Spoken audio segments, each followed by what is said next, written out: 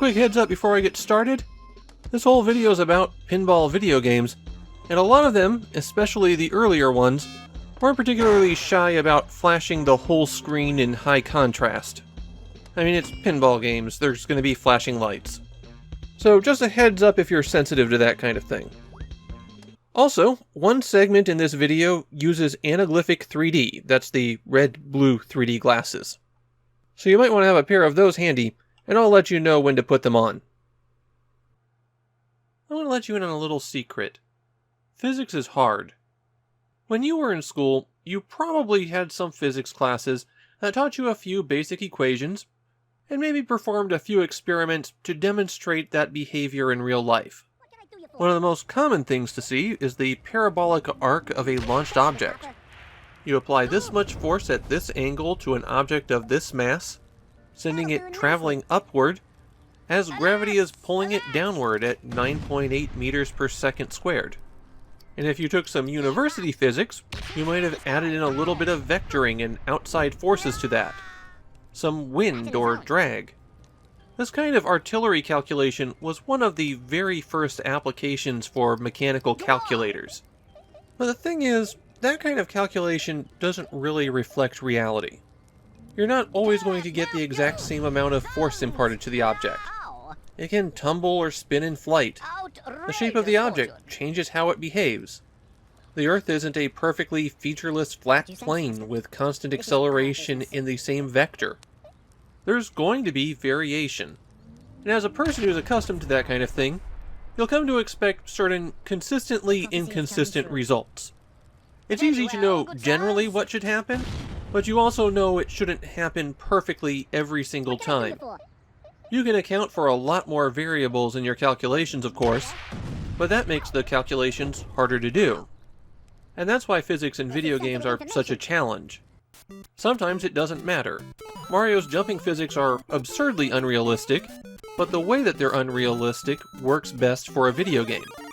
But what about when real-world physics are a key part of the game mechanics? Well, here we are in the 21st century, and it's a problem where we've solved it close enough that we don't have to worry about it.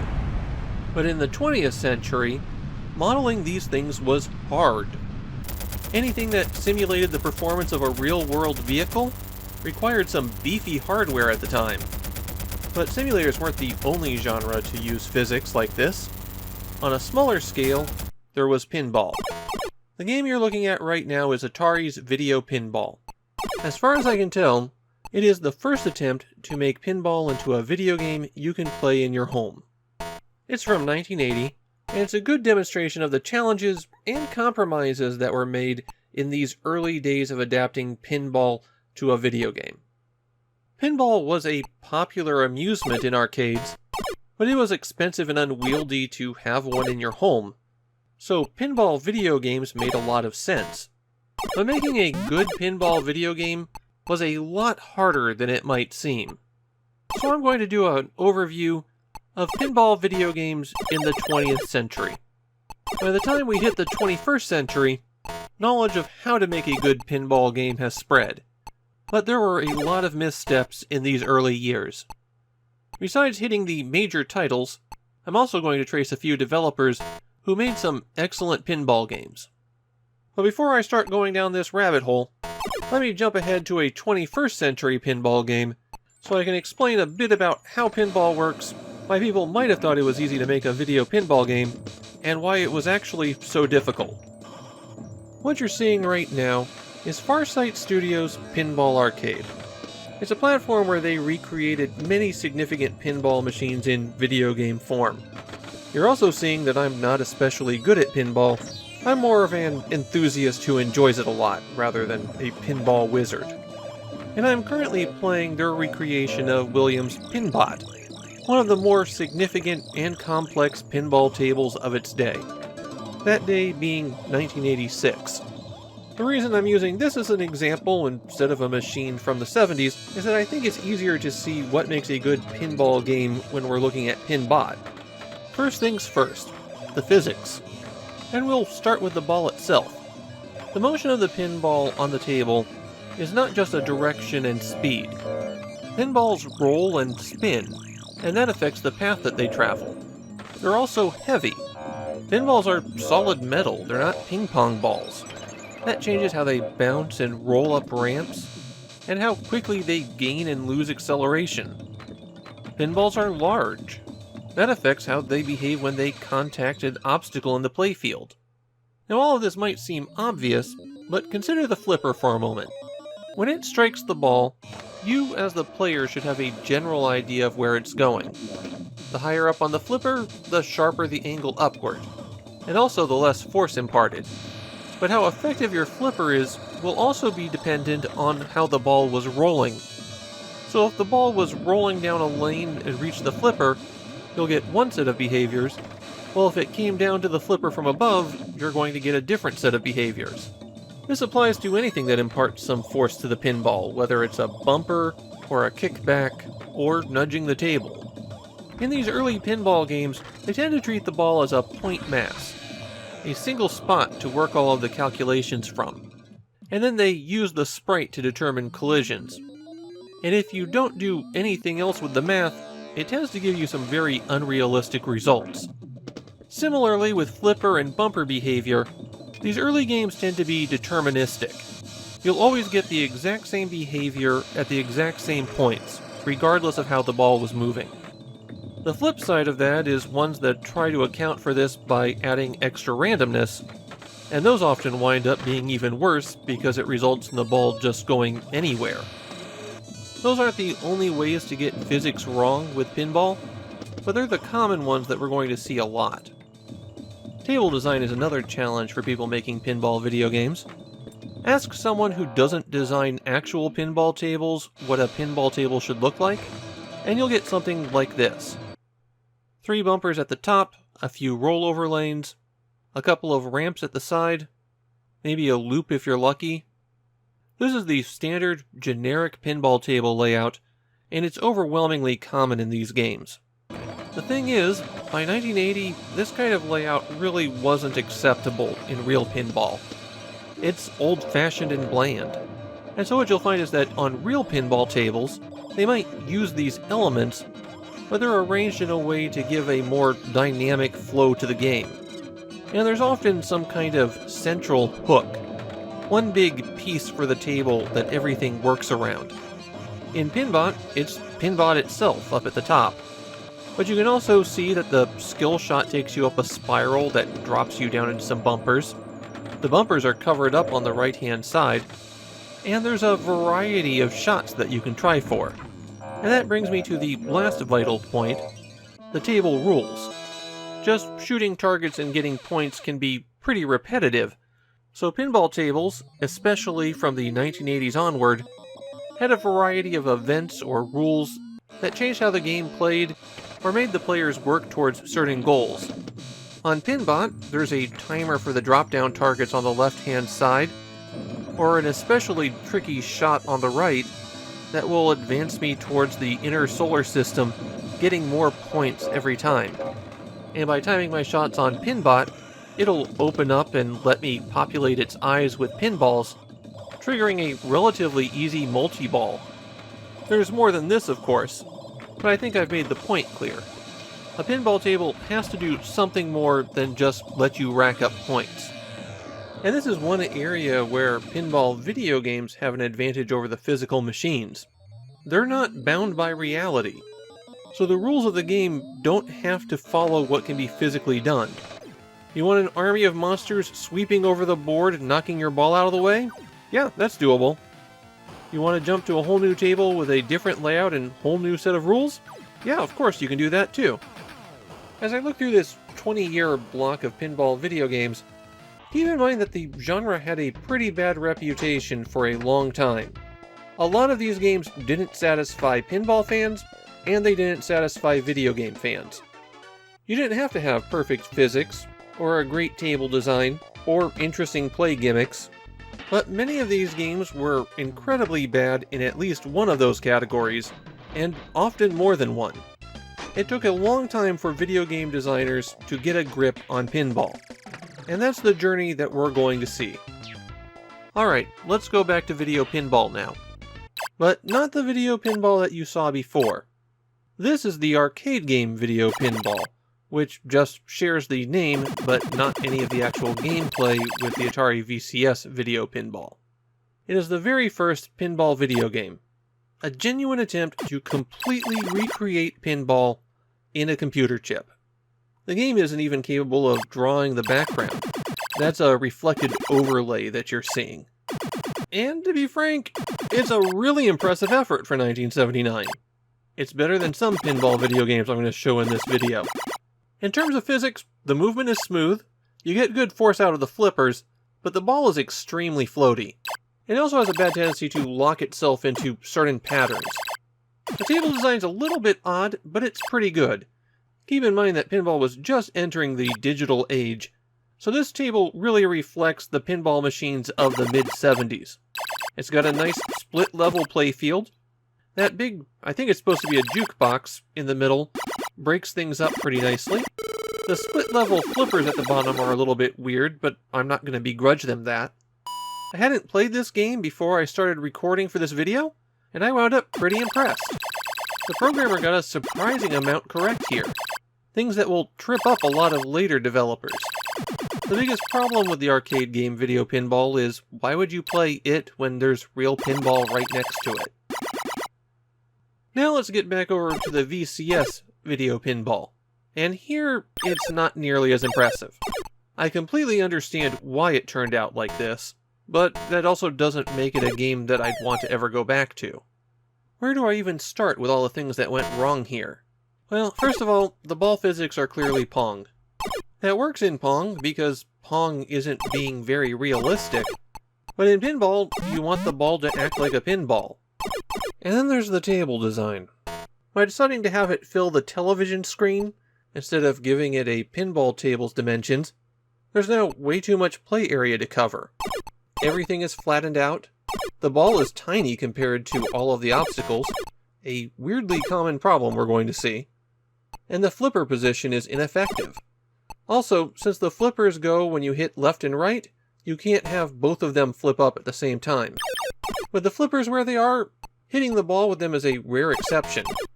There's also a huge gap between them, especially compared to regular pinball. You can nudge the table by pressing down, but it has almost no effect. The best thing this game has going for it is that there is an okay-ish rule set, where if you go through the Atari lane a few times, you can earn an extra ball, and striking all the targets at the back will increase the value of the bumpers. But it's not like you can aim at anything. Even if you could line up a shot, and you can't, that bar in the middle blocks off a lot of your targets. Video Pinball on the Atari VCS just is a bad pinball game. If you went out and bought this so that you could play pinball at your house, you would be very, very disappointed. As I move into David's Midnight Magic, I want to make something clear about this video. I'm not going to talk about every single pinball video game up until the year 2000. So while I'm moving forward in time, this is more of a sampler. I'm selecting games here that I think illustrate how pinball was a tough nut to crack. So I didn't forget that game that you're about to post about, I just felt including it was redundant. Back over to David's. This was one of the big video pinball games of the 1980s. It got ported everywhere. Originally on the Apple II, I'm playing the Commodore 64 version because I just find it easier to work. The physics in it get replicated in a lot of games, and there's even one game coming up that is technically a version of this, but so different you wouldn't even know. And let's talk about those physics. The ball's apparently made out of rubber, and not good rubber. This is rubber that's been sitting in a drawer for years, and gotten all sticky and tacky somehow, just like your PS2 controllers. The ball both bounces way too much when it hits something directly, and becomes glued to something, losing all of its momentum when it bumps into something from the side. It can also never sit still. It jiggles around if you try to hold it in place. What's happening is the ball physics are being handled by the ball sprite colliding with any other graphical object. So when there's an overlap, because say the ball would move down, the ball gets bounced. And the result is a physics engine that's annoyingly inconsistent. Small variations result in big changes, even when they really shouldn't. On the positive side, the table design is great. And it should be great, because that's the table from Black Knight, one of the greatest pinball tables of all time.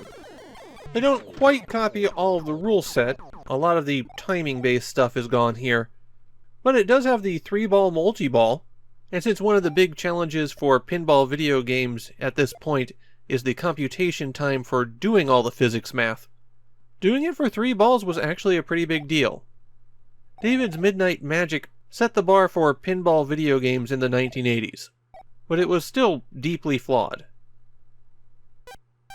For most of the games in this list, if they were wiped out of history, not that much would have changed. Pinball's always been an obvious choice for a video game, so if one particular game wasn't there, somebody else would have picked up the slack. Getting rid of the pinball construction set, however, would change everything. In fact, it might actually make the video game industry a better place, depending on your viewpoint. The reason for that isn't the subject matter, though that's actually also very important historically. Is that this was the first successful game from a struggling, tiny new publisher, and they built their fortune on it. And that company was Electronic Arts. Without the pinball construction set to get the snowball rolling, there's a real chance that EA wouldn't have survived. I'll go ahead and give you guys a few moments to get that happy thought out of your heads. The pinball construction set allowed players to build whatever table they wanted to. The tools were absurdly powerful, and you could design just about anything if you were willing to put time into it. I don't have that time, so I went ahead and loaded up one of the demo tables. So, I won't be judging the table or rule set here. The entire point of the game was that you could roll your own. But in terms of physics, it is a big step up from David's Midnight Magic. You'll note that the ball actually has frames of animation here, and it doesn't jiggle around as much while rolling. It still feels a bit light, but that's actually something you can tweak in the table settings. The pinball construction set just plays better in terms of physics. And while I think the construction set encourages a few bad practices with tables, unless you do a lot of tweaking, you're going to wind up with a tiny ball on a wide table with some huge targets. I think you can see why this was the pinball game for a while. Just like the Intellivision was a step up from the VCS, Intellivision's pinball was a step up from video pinball. Now to be totally fair here, I'm playing this on the PlayStation 2 version of Intellivision Lives. And it feels like there's an enormous delay in between button pressing and flipper response. I strongly suspect that's an issue with the emulator rather than the game itself. So I'm not going to knock Intellivision's pinball for that or how difficult I found it to play. The physics are acceptable-ish. At least it feels like the ball has a bit of weight behind it. Though it also makes it feel like all of the other surfaces are strong kickbacks. The real issue here is the table design. You've got a tiny pinball and too much area to cover. On top of that, there's really not a whole lot of interesting things happening on the table. You've got the obvious targets to shoot at, and they run exactly as you'd expect them to. Now there is one interesting feature here, and that's how if you complete a certain sequence, a hole will open up at the top of the table, and getting in there will take you to a new table. There's 3 levels like this, and when you fall out of those other tables, you go back 1 level. So you could think of it as vertically arranged, but it really doesn't feel that way. Intellivision's pinball is an example where it might not have been realistic, but the actual problems were in the table design. The shots aren't interesting, and there's no real structure to the game. It is a bare minimum pinball game for 1983. The Famicom Pinball is the first pinball game from one of the companies I'm going to be following as a through line here. No, not Nintendo. Pinball was actually developed by HAL Laboratory. In fact, the physics here were programmed by Satoru Iwata himself. He seemed to have a real knack for that kind of physics programming. The ball here is awfully bouncy, but the movement is fairly smooth as it interacts with the table. Well, except for when it's rolling down, where you have a bad case of ball jiggle again. The table's the real strength of this version of pinball. By having an upper and lower play field, they got a pretty tall table and extended the play session for people. The targets are pretty well placed, And there's even objects and rules that couldn't exist on a real pinball table. Taking advantage of the video game format also extends to the bonus mode, which keeps some of the pinball physics but changes the context. There's also a lot of interconnected systems of rules here that give you additional bonuses or advantages. All in all, a pretty strong game for 1984. I'm not even leaving HAL Laboratory yet. Right after they made Pinball for Nintendo, they decided to use that experience and make their own pinball game.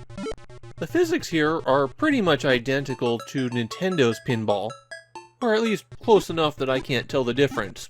Presumably it used the exact same code. However, the table layout here is atrocious. I can't even find anything here to point out that they did right.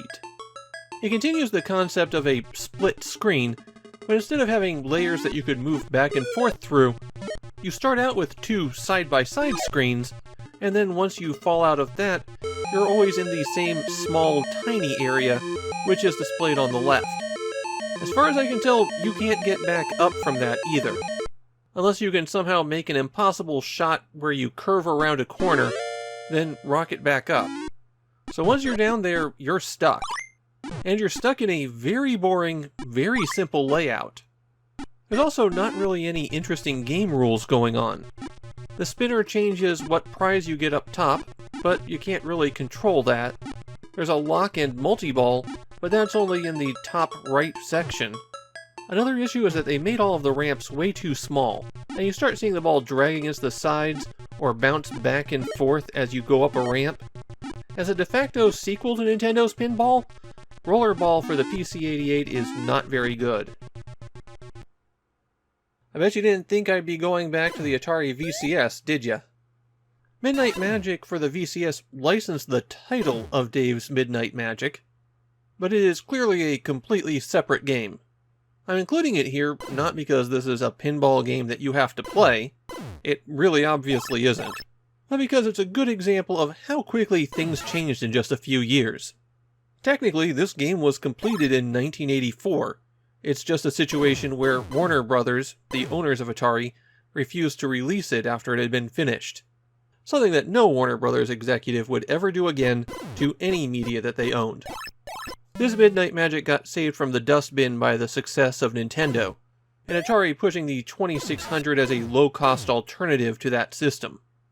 Midnight Magic actually featured proper physics, or at least the ball travels in a parabolic arc, and the pinball table actually resembles a pinball table, though it's a fairly barren, not very interesting one. The physics work well enough that you can actually kind of make shots, though the gap between the flippers at the bottom is wide enough to drive a truck through. They tried to patch that with the barb at the bottom, but the ball tends to come in at too steep of an angle to block anything. It's really impressive that they managed to pull off something that actually resembled real pinball on the Atari 2600, but Midnight Magic is not a pinball video game that you'd really want to go back to. The only pinball video game released in 1987 was Electronic Pinball from Tiger. This handheld LCD game is not the peak of video game pinballing. The physics modeling is terrible. It feels like there's only a couple of positions where the ball can strike the paddle at. And the table design is truly awful. 4 bumpers, 2 side targets, and 1 spinning hole in the middle? That just does not work. There is a very simple rule set where if you hit all of the targets on the table you'll get some bonus points, but it doesn't make for a very engaging game, especially when you have so little control over the ball. And then there's the technical problems. The frame rate here is atrocious. All in all, a very poor pinball experience, and you'd be better off just waiting for another pinball game. Now here we're hitting one of the big ones. The 2 Crush games on the PC Engine, or TurboGrafx-16, are often cited as the pinnacle of pinball video games from the era before actual simulation was possible. And sorry to spoil the rest of the video, but yeah, until we start hitting some serious simulations around 1995, this is the top. And because this series is so important, I am going to be talking about all of them in this video.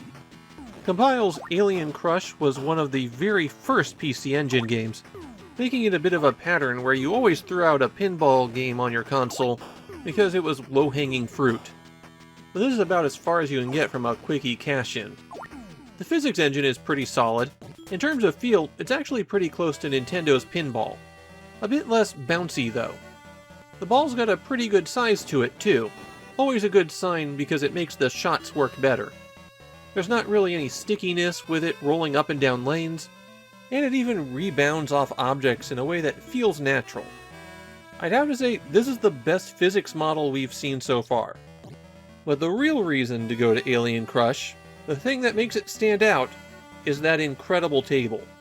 Even in real pinball, a well-integrated theme can do a lot for a machine. And here, it's perfect. All of the bumpers, the holes, the slots, the lanes, they're all themed in a biomechanical style very reminiscent of the film Alien. But here's a little secret about them. Despite what they look like, all of the targets on the table really are just standard pinball targets. Those eyes that change to new positions whenever you make certain shots, they're just bumpers. Those alien heads that pop out of the wall, they're just drop targets. And that's the real beauty of things here. By reskinning familiar elements, Alien Crush still plays like a natural pinball table, just one that looks a lot cooler. And of course there's bonus modes, a fairly complicated rule set that keeps advancing the game, and a double-layered screen that gives you a wider than normal playfield, but the playfield is so well laid out that the extra space doesn't really matter. When I've been recording the footage for this video, I'm generally playing about 10 minutes, enough time to get me warmed up and a feel for where the shots lie on a table, and then one full game once I've got myself in a groove. I've played these games before, and it's not like I really need to progress very deep into the game to show what's there. With Alien Crush, I have a half hour of footage because I just couldn't stop playing. This is such a good game. Didn't we just see Rollerball? Well, the Famicom version of Rollerball is different enough from the computer versions of Rollerball that I felt it was worth adding to the video. The physics are identical to the original Famicom Pinball. Not a surprise since it's essentially the same code. What makes Rollerball on the Famicom stand out is its amazingly strong table. It's 4 screens high, and one of the best things that HAL did in this game is that it's very easy to go up and down. In a lot of these multi-screen pinball games, once you go down, it's difficult to get back up. But here, it's one easy target. Now that does mean you keep a ball in play for a lot longer, but I also don't think that's a bad thing for a console video game. This isn't an arcade where there's a pressure to make a player go through a credit every 3 minutes. Each of the 4 screens on the table have their own special challenges, and none of them are generic pinball video game tables.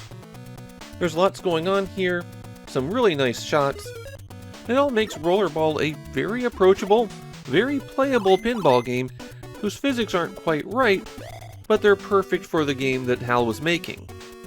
This is easily the best traditional style pinball video game that's been released so far.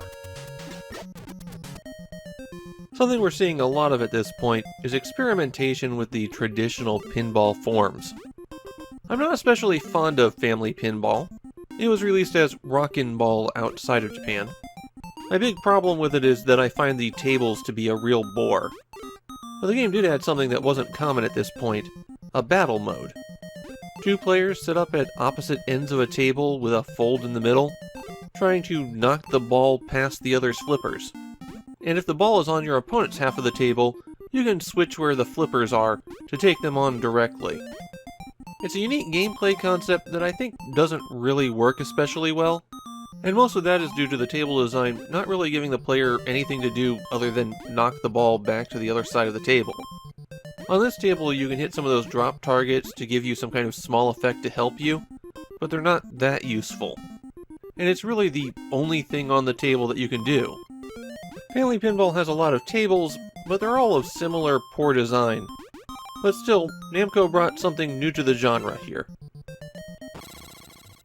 Pinball 66 Higi no Wane Daikoshin, or Revenge of the Gator outside of Japan, is one more pinball game from HAL. Taking pinball to the Game Boy is an obvious choice. It's a genre that matches well with quick playtimes. Even if you're good at it, you can get a full game in during a car ride. It also shows some of the issues. I feel like the physics in this game are worse, though the code behind it is almost definitely the same as it has been since the Famicom pinball. I think what's happened is the lower resolution of the Game Boy screen has resulted in a lot tighter shots and a lot less area for the ball to play on. When you're tracking collisions between the ball sprite and any other graphic, the effects of those collisions become a lot bigger when the resolution's reduced. So this is a game that has problems with the ball hanging up on terrain, or bouncing around when it should be rolling smoothly. It's not bad. In fact, there's a lot worse pinball games released on the Game Boy.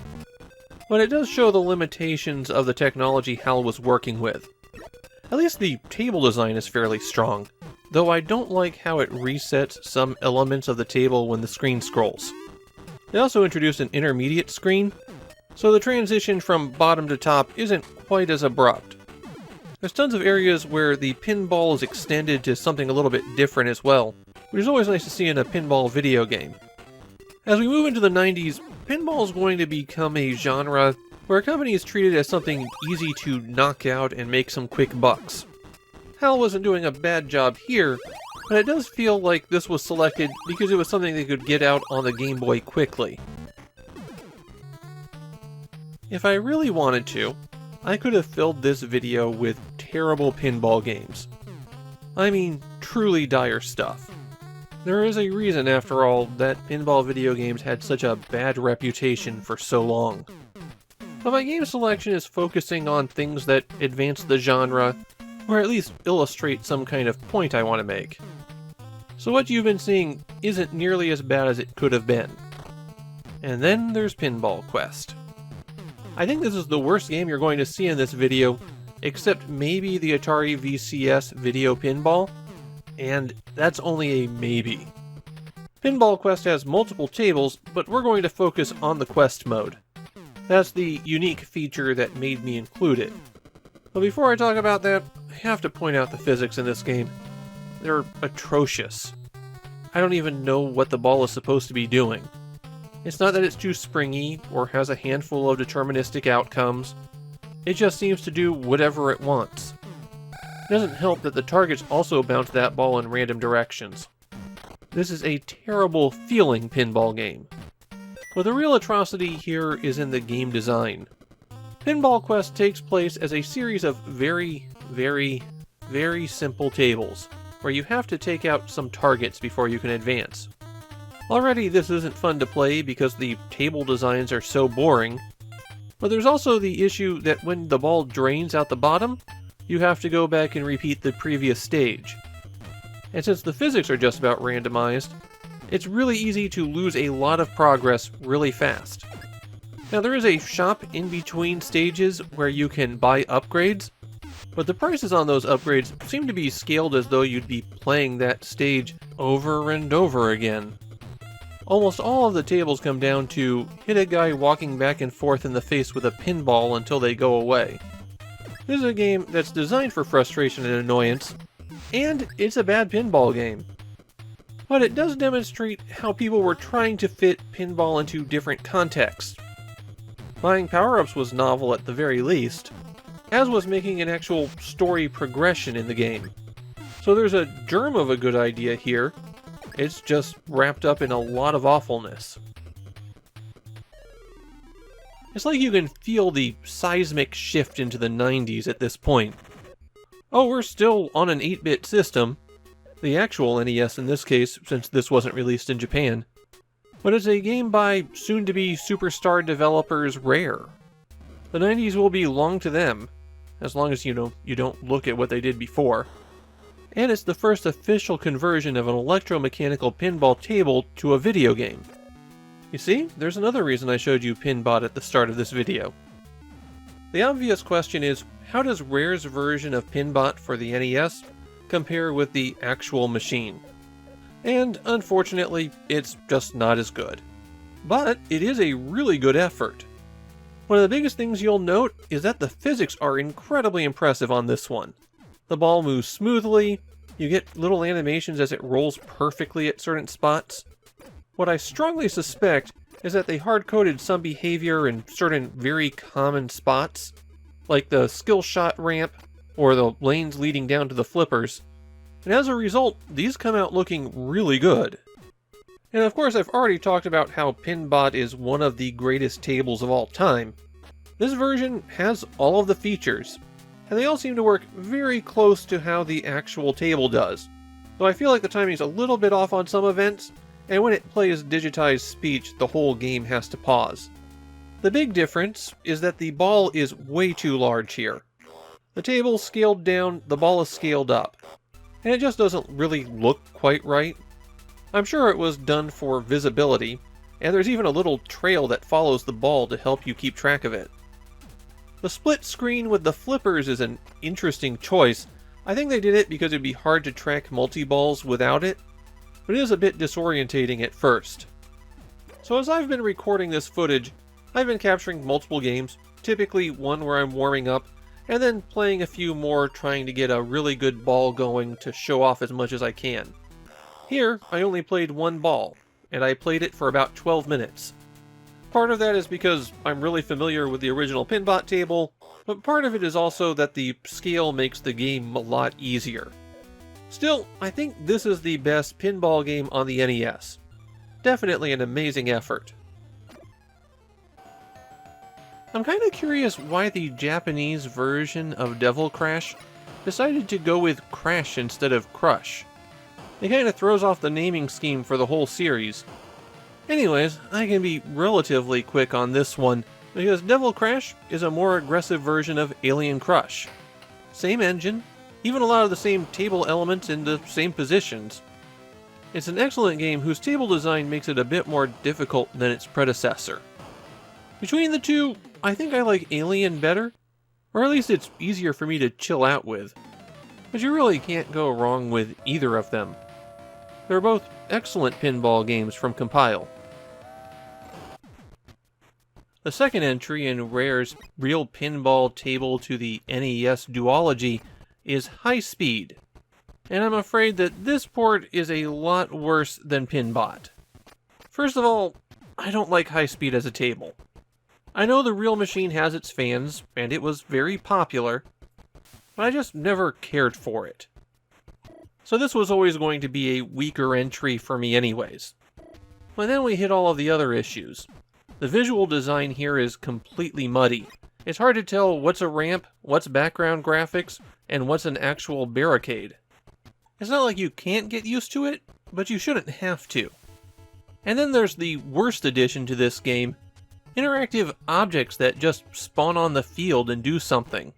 A few of them just add points, but most of them make the game actively worse, like the puddles that slow up your ball, or the whirlwind that if you don't hit it hard enough, will catch your ball and just drop it right down the hole. These were not well thought out additions to the game. They make the pinball significantly worse. On the plus side, Rare seems to have continued their pre-baked physics, and when the ball isn't being interfered with, it moves pretty smoothly. High Speed flips things around from what we're used to at this point, with pretty good physics, a not-so-great table implementation, and then some truly awful video game additions. Play Pinbot instead of this one. We're crossing into a new era now. This is our first 32-bit pinball game, the PC-88 being a 16-bit based system, and a lot of things are changing.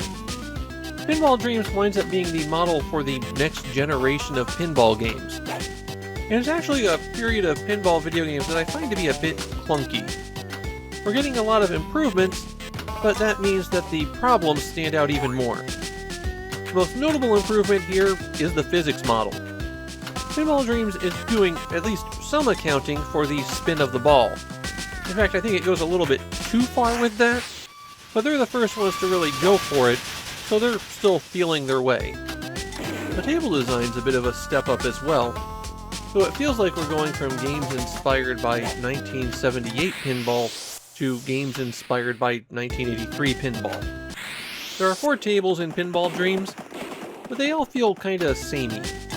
There are plenty of targets, but there isn't much interesting in the way that the game unfolds. There's no big centerpiece for the table. It's just ramps, bumpers, and drop targets. The biggest problem is that the screen tends to snap scroll a lot. While I appreciate them making a taller table, you can't really aim your shots very well. And in terms of game rules, well, this is just shoot targets and get score. There are some minor escalations as you play, but nothing really out there. Still, Pinball Dreams is a big technical step up. We're going to see a lot of people copying it in the next couple of years, and unfortunately that includes copying the not very thrilling table designs. Screwball is a bit of a step backwards from what we just saw, but it does demonstrate that people were taking the lessons from the Crush series and applying them elsewhere. In this case, it's a pinball table themed on Motley Crue. The result isn't bad, it's just not as good as you'd like. When you start, everything is wide open, and you have to complete certain goals on the table to introduce additional challenges. Once those are in play, I think the table actually improves quite a bit, but it takes a while to get to that point. The physics are a bit sloppier than what we saw in Crush, a little bit less responsive, and the ball collision doesn't seem to be quite right. The real draw here is the table and the theme, and the table is structured almost identically to the Crush games. Just maybe not as interesting, and especially if you're not interested in the theme. So not the greatest pinball game in the world, probably not one you'd go out of your way for, but it does feel like an unofficial 5th game in the Crush series. And here's the 3rd game in the Crush series, Jockey Crush. Jockey means devil, so I guess this is Devil Crush again. Yeah, I guess they liked that previous theme. And with the move to a proper 16-bit console, Compile had to rework the system. Though I'm not really sure I could tell the difference between the physics here and the physics on the PC Engine games. The key thing is, how's the new table? That's the biggest change from the previous 2, which had tables that were extremely similar to each other. Here, the middle layer is now asymmetrical, and it's a bit of a pain. It makes setting the ball up a lot more difficult, unless you figure out the trick of flicking with the left flipper and then using the right flipper in the up position to direct the ball back to the left. It's not that hard, but it's also not very fun. And when multi-ball kicks in, it's even harder to maintain balls on 2 separate levels. And all that said, I still really like this one. It's still a pretty good Crush game. You hit the targets and make monsters pop out, you bounce the ball off the gem and make the devil appear, you go to bonus areas where you try to juggle fireballs. This is a solid pinball game. It's just I'd rather be playing the PC Engine pinball games. This should have been a big step forward, and instead it feels like they've kept most of the things the same but have a very slightly worse table. Here's what will probably be my least popular opinion in this video. I don't like Epic Pinball. It was a monster hit in the early 90s, and people were telling me, hey, you like pinball, you gotta check out this shareware game. And before you post the comment, yes, the publisher was That Epic Games. I got the shareware version, which was this Android table that I'm playing right now, and I just hated it. It didn't feel right. Now 30 years later, I can go, yeah, the ball's too bouncy, there's too much force in everything, the table has a few required shots where you need absolute precision to hit them. Basically, it's not a pinball game that somebody who likes pinball would go out of their way for. But that said, going back to it now with a bit of context, I can see several things that Epic Pinball is doing right. The most important of these is it's got a really good set of table rules. There's a progression here as you build up your Android. It makes a lot of sense as you play. You're building things up and getting bigger and bigger scores as a reward. Second, my problems with the table aren't really with the table design, it's with the ball's physics. The 2 ramps on the far left are very difficult to hit because the ball performs poorly. In fact, most of the time in this footage, I'm trying to come up with an angle that will hit those consistently. Unfortunately, there's one ramp that's nice, wide, and funnel-shaped, Plus it has the broadest range of positions on the flipper where you can reach it. So you wind up making that same shot over and over and over again.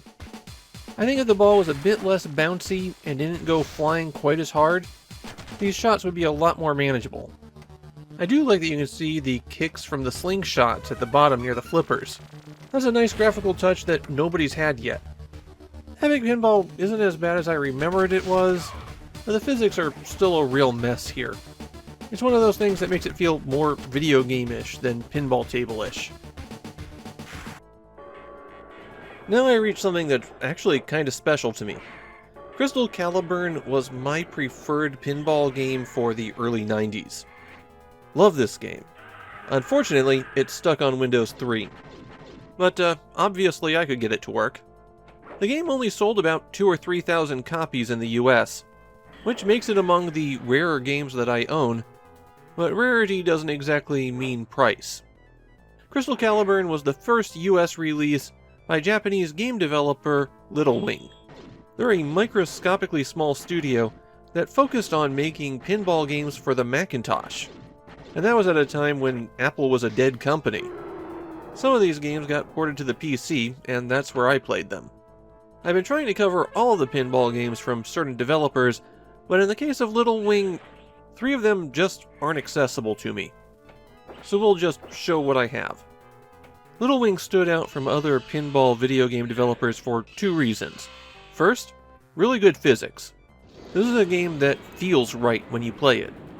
Second, these amazingly elaborate table designs. They had a thing for Arthurian theming with their games too, so we're actually going to see that come up again. While there's a bit of the standard pinball table layout here, it's actually more elaborate than it looks, and the rule set is very complex. The deeper gameplay on the table makes this feel like a pinball machine from the early 90s. This doesn't feel like a video game that's lagging behind the real thing by 10 years. And here is the unfortunate end to the Crush series. Dragon's Revenge has a bit of an odd origin. Tengen published the Genesis version of Devil's Crash in the US as Dragon's Fury. And through that connection, they were able to publish a sequel. But Compiled wasn't going to make a game for Tengen. So Tengen just made it themselves, and the results are bad. I hope that by this point in the video you can just look at how that ball bounces and go, oh, that's not right. It's got a bad case of rubber pinball syndrome, and the collision doesn't appear to be working correctly. The ball bounces the wrong way all the time. This is just really a bad feeling pinball game. The table's not much better.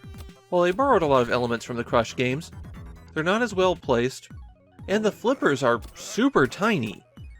On the bonus stages, the visual design is so busy you can't tell what's happening. It's just a bad package top to bottom. This is a bad way for a series to go out.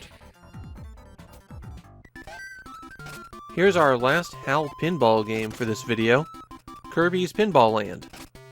In the early 90s, of course, Kirby was getting dropped into all sorts of situations. And in this one, he's a pinball. This game is very scaled down for the sake of the Game Boy. While there are multiple tables with multiple screens, every screen is focused on a single pinball challenge, hitting the same target, knocking enemies back, catching flying objects. It's a narrow focus that works on the Game Boy where it wouldn't work on other platforms.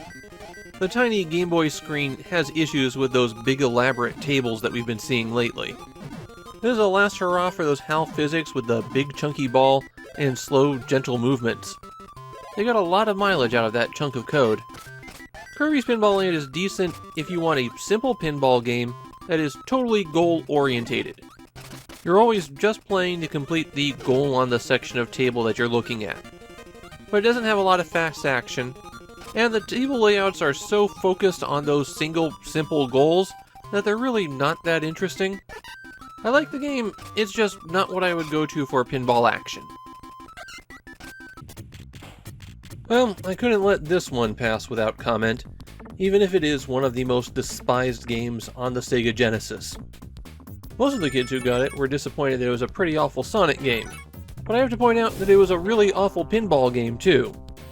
One novel change to the pinball physics here is that since Sonic is acting as the ball, you have a certain amount of control over him. The D-pad can steer Sonic around obstacles, which makes it a bit confusing since all of the other pinball games I've been playing have used the D-pad for the left flipper and the buttons for the right flipper. Now, all the buttons for controlling the flippers are on the right. The worst aspect of Sonic Spinball is that the game moves at a snail's pace.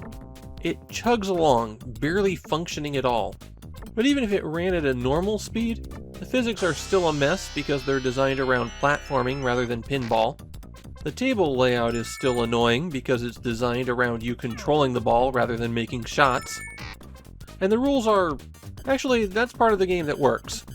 You have these big areas, and you're always trying to hit special targets in order to unlock progress, and they're kind of free-roaming where you'll advance and then maybe fall back and try a different path for a while. They're not great, but they're distinctive, and they kind of work for the structure of the game that they were going for. Still, there's a reason that Sonic Spinball was the game that every kid had in their Genesis collection, and nobody wanted to play. One of my biggest discoveries in recent years is Kaze. They're a small Japanese developer, and very few of their games were released outside of Japan. Maybe their best known of those is Zombie Nation, which tells you how small they are. One of the things that they got into was pinball, and they released quite a few pinball games over the years. Also a few pachinko games which were likely based on the same tech. Their pinball games got to be extremely good, but not quite yet. Super Pinball Behind the Mask is a rough game. The physics engine is decent enough, and it's the best presentation of a pinball machine style video mode that we've had so far. But the 3 tables included with this game are rough. They are perfect examples of what I mean by generic pinball table design. There's just not much going on here, even in the presentation. One of the strongest things about the game is that the playfield is tilted, or at least it's presented as being tilted. It's a perspective that gives you more of a view based on a player at an actual pinball table, rather than the usual top-down view that we've been getting. Scaling the ball is always tough with these 2D games, but we're going to start seeing it more. I suspect that the perspective is a large part of why the tables are so simple, and why they have these weirdly deep grooves for lanes. Super Pinball Behind the Mask is more interesting for what Kaze will go on to do, rather than the game itself. You really don't need to play this one. I think if I didn't talk about this table, every single comment on this video would be asking why I didn't. Space Cadet 3D might be the single most played pinball video game ever. It was originally released as part of Full Tilt Pinball, but then Microsoft licensed it for the Microsoft Plus pack for Windows 95, and then after that, it was included with Windows for years. They had to pull it due to bugs in the 64-bit version, but in the years that it was installed on virtually every Windows machine out there, Space Cadet sucked up a lot of time. And, surprisingly enough, it's a pretty good pinball game. The physics work pretty good. Like most of the modern pinball games at this point, ball spin is a major part of it, the ball feels appropriately weighty, and the objects that impart force to the ball, like the flippers and bumpers, feel like they've got the right amount of kick to them. The table has a pretty decent design too. While it does have the basic element layout, they're positioned pretty well, and there's other things going on. There's a rather tricky skill shot that you might not realize is there, passages that kick the ball up, and a very clear progression system. You select what task is going to be triggered by hitting a target, and then trigger all sorts of other goals. It's not the deepest or most feature-rich pinball game out there, but for a freebie that literally everybody played, this is really great. My biggest complaint is that you can't change the resolution on it. So on my monitor it is super tiny and even harder to play than I remember. But I'm not going to hold the march of technology against this one. And we're right back to Kaze with Super Pinball 2, The Amazing Odyssey. I'm going to try to break these up a little bit more, but we're going to get awfully crowded from this point on. And this isn't even the only Kaze release of the year. However, I can be relatively quick about this one. Super Pinball 2 has a lot of the same issues that the first Super Pinball did, but the table design is a lot better here. I'm playing on the table Space Sister, and that has to be one of the most amazing pinball table titles ever. The layouts are a lot better now. We're not confined to massive lanes, and there's more complicated play areas and targets. This one seems to really be inspired by Black Knight again. There's even the loop in the bottom playfield. In fact, I'd say all three of the tables here draw some inspiration from existing popular pinball tables. One thing that I appreciate in these Super Pinball games is that the status appears dead center of the screen for you when something happens. You don't have to draw your focus away when you've triggered something. Super Pinball 2 is enough of an improvement that I'd say it's worth checking out, but Kaze is going to get a lot better real soon. We're getting a bit extreme now. Extreme Pinball is the far more obscure sequel to Epic Pinball, and I feel like it's an inversion of my issues with the original Epic Pinball. The ball physics are better here. I feel like the ball behaves correctly, and it moves like you'd expect, but the table is now a significant problem. These are some very dense, very busy tables, and they stretch them across 3 screens. It's the worst example of the off-screen targeting problem that I've shown so far in this video. There's a lot of targets out there, and you can't see where you're aiming. You can learn the table over time, but it's a hurdle that you have to overcome for even basic gameplay. On the plus side, if the table was scaled down so the whole thing was visible, I think they'd be pretty good tables. There's lots going on, there's distinctive rule sets. It's just that Extreme Pinball is harder to play than it should be. And after this, Epic is out of the pinball game. Before I start up the next game, put your 3D glasses on now. And if you don't have 3D glasses, well, this segment will be over in a few minutes. Galactic Pinball is another example of how pinball games were cranked out to fill a quick and easy niche on new platforms. It was one of the launch titles for the Virtual Boy, and that makes it our first 3D pinball game, just not 3D rendered. It's a new feature that we haven't seen in any pinball game so far, and it gives players a more realistic view of the action, even if the pinball table is floating in space. There's just one problem with Galactic Pinball. It's awful. I'm going to ignore the fact that they replaced the pinball with a puck. That's just a choice of visual style. But when the puck comes rolling down an out lane reaching the flippers, it bounces up and away. That shouldn't happen if you want to have accurate pinball action. In fact, all of the physics are really floaty. It almost feels like the galactic theme was because they couldn't get the physics to work right, and now they could just excuse those problems as, well, it's in space. But it still makes it really unpleasant to play as a pinball game. There's also 4 tables here, and they're all really awful.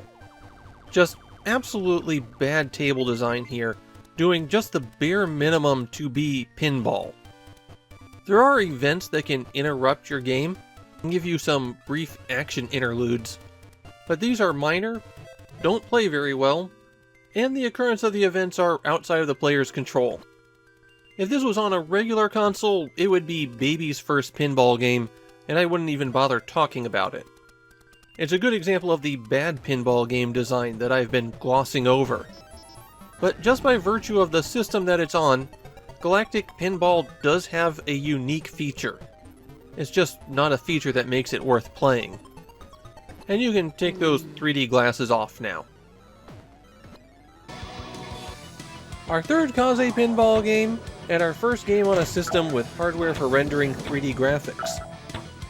We're entering a whole new world here, since the calculations used to make 3D graphics look good are also pretty useful at making pinball play well. The last Gladiators actually had 2 releases on the Saturn, and I am playing the original, not the improved version. There are 4 tables here, and the tables are decent but not outstanding. What you're really seeing here is that Kaze were masters of presentation. The voice samples, the graphics pop-ups, the bonus modes, it all feels like a pinball machine of the era, and it plays out really well. There's 4 tables here, not just the Gladiator one that I'm playing, but in these games with multiple pinball tables, I've been intentionally avoiding the tables with the overused theming, so you haven't seen a lot of wizards or knights in this video. The Last Gladiators is a very solid pinball title, but the next Kaze game is their real masterpiece. Our last major player has arrived on the scene.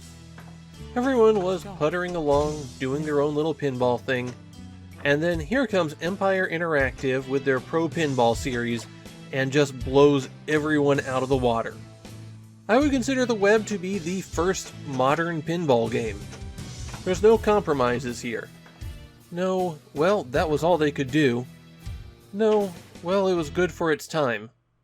I could reasonably end my video with their next game, except, well, I decided I wanted this to be pinball video games in the 20th century, so I'll go on a little bit longer than that. But I did mean their next game, because the web is not the height of the Pro Pinball series. The physics engine is perfect. About the only thing it can't do is have the ball fly off the table if you hit a ramp just right. There's even a huge set of options so that you can tweak the table exactly how you want it to be, including the angle that it's mounted at, and how much force the flippers hit with. The Pro Pinball series are essentially a simulation of a real pinball machine, right down to the tiniest detail. But the web's not the best pinball machine. You're going to have a hard time hitting the rollovers at the top, for example, because they require that you go up the ramps without much force. And that side ramp that can only be hit by the top flipper is a huge portion of the game for such a precisely set up shot. But the web is still a huge leap beyond what anyone else was doing with pinball at the time. It's just that it's also the worst of the Pro Pinball series. I feel like the back half of this video is getting shorter with these segments because so much of what I'm saying is getting redundant. Looney Labyrinth is the second game from Japanese pinball fanatics Little Wing, and in terms of game engine, it's Crystal Caliburn all over again. Though it has been rewritten. Crystal Caliburn was a 16-bit application, while Looney Labyrinth is a 32-bit Windows 3 application. That's a distinction nobody's thought about in 30 years. Anyway, the major difference between this and Crystal Caliburn is the table. Looney Labyrinth uses Little Wing's other favorite theming, Ancient Greece, though it's a little bit hard to tell just from the picture. The table's supposed to be themed around Daedalus's Labyrinth, where the Minotaur was. Anyway, as a table, I really don't like it as much as Crystal Caliburn. I feel like things just don't line up as nicely with this one. It is a much easier table to understand in terms of the rule set, but I actually kind of liked how Crystal Caliburn was busy and all over the place. Looney Labyrinth is my least favorite of the Little Wing games that we're going to see in this video, but that doesn't mean that it's bad, just that I'd play the other ones first. Kaze were really on a roll with their pinball games at this point, just cranking them out like mad. And here is what might be their most unusual pinball game. Yes, even more than Akira Psycho Ball, which won't be in this video because it's a 2001 game. Power Rangers Pinball is weird for a lot of different reasons. First, it's not just one pinball game. It's a series of small mini tables where you're given 5 balls each to complete a particular goal. Unfortunately, that means that the tables themselves are kinda dull. You have the targets for your goal, and maybe 1 or 2 other things to get some points, and that's it. I don't think this plays as badly as the common generic table design. You just advance through the tables too quickly for it to really become an issue. Of course, you could just play one of these tables by itself in free mode forever, and that would be incredibly dull. The other really strange thing about Power Rangers Pinball is that I'm playing the Japanese version. The US title is Saban's Power Rangers Zeo Full Tilt Battle Pinball. And even though it was released in Japan, it's all US Power Rangers stuff in it. There's video clips between the boards that are the interstitials that were filmed in the US. The voice samples are all of the American cast. This is Power Rangers, not Super Sentai. I don't know how that happened. Power Rangers Pinball is just a strange artifact in general. Better than you might think? but perhaps a bit constrained by its license. Necronomicon is the reason that this video exists. I played this really obscure pinball title for the Saturn and thought, I've really got to share this with people.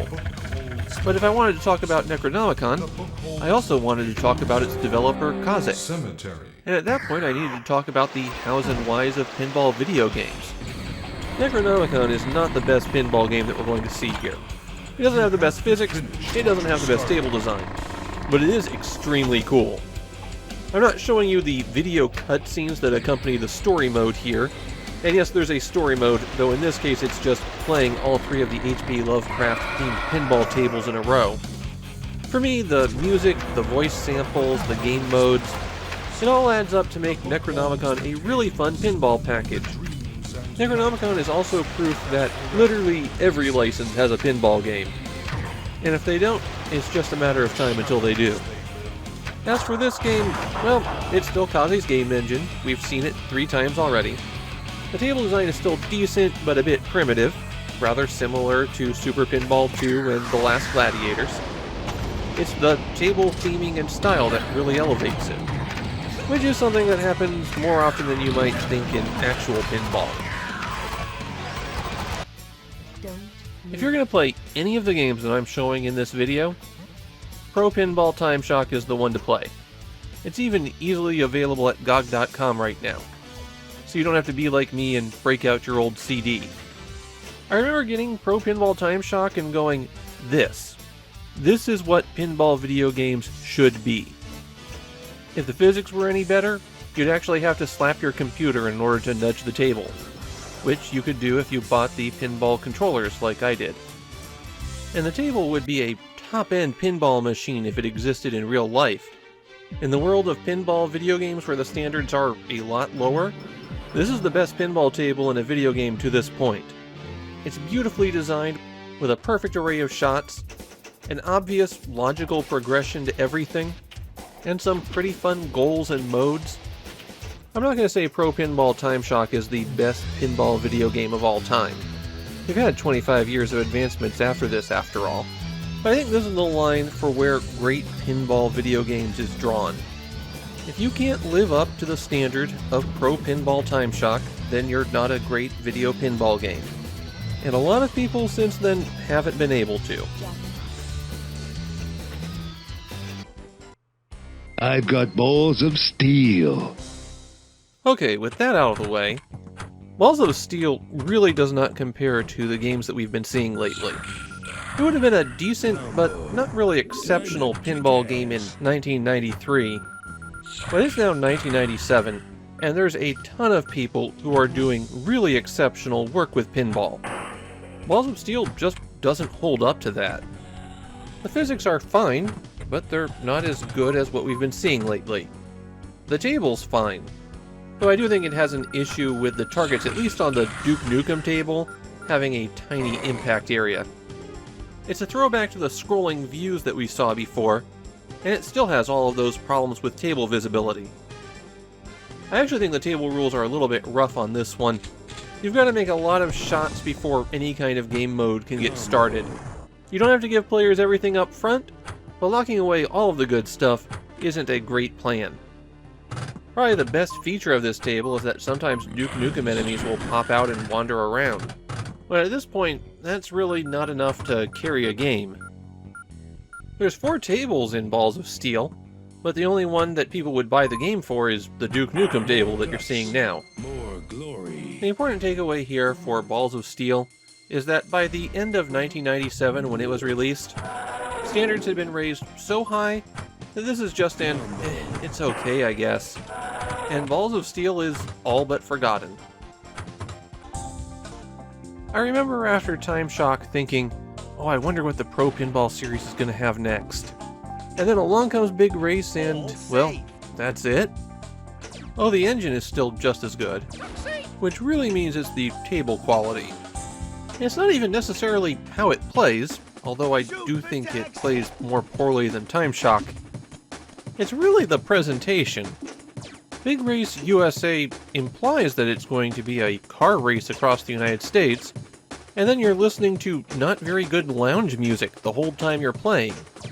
Even the action modes, where it should be pulse-pounding excitement, you get something that your grandmother would listen to fall asleep. The table layout itself, it's a bit crowded. I don't like that flipper on the upper right that sometimes blocks shots. And I'm not really fond with how that gap in the ramp on the right behaves. Odd that my problems are all concentrated in one place. The strange thing is, this table probably would have been bold and exciting in 1990. But we really are pretty deep into the timeline here. And you've got to have something with more excitement than this. Now here's a real jump backwards. An 8-bit system with a limited color palette and a very low resolution screen? If it wasn't for the Pokemon license, this game could have been released in 1985. And honestly, it plays like it could have been released in 1985. And then still had people upset at it for being a bad pinball game, because even 1985 had higher standards than this. Yes, I know you used to love Pokemon Pinball. You were probably also 8 years old and had never played real pinball before. The physics are atrocious. You'll see the ball get sucked into places, probably because the shots are impossible otherwise, and the ball doesn't even remotely feel like a pinball. It handles more like a beach ball. The table design is awful as well. There's 2 different tables plus some additional screens, and they're all really bland. It really is just a set of bumpers and a few lanes. Now there's 2 things that this game has going for it. As you play the game, it uses the license relatively well. Performing certain actions will let you collect pocket monsters, and you can make them stronger as you play. I think the actual techniques that you have to use and goals you have to achieve in order to do that aren't really interesting, but I can't deny that it has the theme. The other thing, and the reason I included it in this video rather than just skipping over it as yet another bad pinball game, is that it has rumble built into it. There's a compartment on the cartridge to pop a AA battery in, and then the game will shake as you play. It's an innovation that we're really not going to see again here because rumble in controllers just wasn't that common for a little while still. It's not a feature that's really required, but it is innovation. So this is a game that if you're a pinball fan, you're likely going to hate, so it's for Pokemon fans only. So, fair warning here, I've come across 3 different recommended ways to pronounce the title of this game. So I'm going to say Golden Logress, but I know that some people say it a bit differently. And to maximize confusion, this is a game that's been sold under many titles. The official title, per Little Wing's website, which hasn't been updated in over 10 years, is Golden Logress. In Europe, it was sold under the title Pinball Power, and the Dreamcast version was sold as Neo Golden Logress. And I'm playing the PlayStation version, which was part of the Super Light 1500 line, and is often just called Pinball. That's it, Pinball. But because it's been distributed around so much, this is the most accessible Little Wing pinball game. Once more, they're back at Camelot, and this time there's 3 tables instead of 1. I'm playing the one themed around the Fisher King. And the Little Wing engine is really starting to show its age here in 1999. On the other hand, the table design is excellent. This table might be wide open, but there's a lot going on with it, particularly that block in the middle with the targets. It's a small element that changes how things are played quite a bit. And I think these tables have some great rule sets. The Camelot table has an RPG style system where you're leveling up, and the Fisher King is heavy on the multi-balls. They will throw them at you constantly. With so many of their other games stuck on platforms that are difficult to deal with, I think Golden Logress is the Little Wing pinball game that most people will want to check out. And here we've reached the end of the Pro Pinball series, and the game that wasn't developed internally by Empire Interactive themselves. This one was made by Cunning Developments, who handled some of the Pro Pinball ports to consoles. Of course, with the Pro Pinball series, the work of making the engine's already done. Whoever the developer is just has to make a table. And I say just as though that was simple. I think we've seen that creating a good pinball table is anything but simple. And I think that Fantastic Journey's table is pretty good. It's not as good as Time Shock's, because hardly anyone's is, but it's still a pretty good one. Fantastic Journey's table does feel a bit simpler than some that we've seen lately. Very lucky. In fact, I'd call it a very traditional layout, though not nearly as stripped back as the default pinball table that we sometimes see. We've got a good fan of shots, all clearly indicated. This is just fine. The rules keep you hopping all over the place, though early on they do funnel you into one single shot. But once you've cleared that hurdle, the game really opens up. I think this is the second best game in the Pro Pinball series. Its primary flaw is that it's just not as elaborate as other games. Still, it's a good pinball game to play. We've reached the year 2000, and it's time to bring this video to a close. And what better way to do that than Kiss Pinball? Actually, there's a lot of better ways to do it than that. But the PlayStation Kiss Pinball is often pointed to as one of the worst games on the system, and it brings us back to the phenomenon of making pinball video games based on any licensed property. So how does Kiss Pinball play? Well, just look at it. It is nigh unplayable. I don't know how you screw up the ball this badly. Setting aside that there's no animation on it, something that 8-bit games did, the ball has a horrible tendency to accelerate to absurd speeds. To go so fast, you effectively cannot react to it. The ball can go from the top of the playfield to your flippers in under 10 frames. That's less than 0.2 seconds. You just can't effectively play this game. It's made worse by the fact that it's a flat view with a scrolling table, so your viewpoint is snapping back and forth constantly. It's even worse when there's a multi-ball, since you have even less warning that way. The tables here aren't bad, and the rule sets work, but that ball speed makes Kiss Pinball really unenjoyable. It's yet another great example of how pinball games got their terrible reputation. Licensed direct like this kept coming out, and it made people miserable. And that closes out the 20th century of video pinball. I could have included a lot more games. I have another 10 sitting right next to me. Everyone thought it was easy to make a pinball game, and very few recognized the challenges that go into making a good pinball game. If you're going to play any of these, then you'll want the Pro Pinball series, which are currently available on GOG.com, the Little Wing games, which are next to impossible to find real copies of, and the Saturn games from Kaze. For such a simple concept, pinball video games evolved a lot over the years. From the early struggles to just get a physics engine working, to people coming from outside of pinball figuring out what makes a good pinball table. I'm pretty happy with how pinball games are now. Without these early struggles to figure out how to do the genre right, we wouldn't have what we've got. And now if you'll excuse me, I've got a whole pile of pinball games sitting next to me that I want to play.